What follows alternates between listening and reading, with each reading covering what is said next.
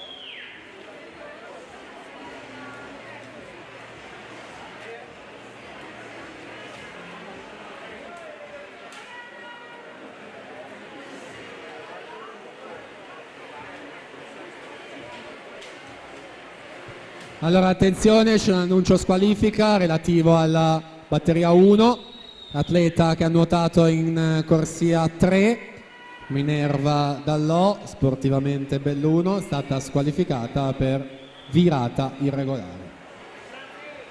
Intanto siamo alla conclusione con la seconda, nonché prima delle teste di serie. Là davanti vince Anna De Boni, Onda Blu, col tempo di 2:23 e 26. Su Iza Videc, seconda posizione, 2:26 e 80.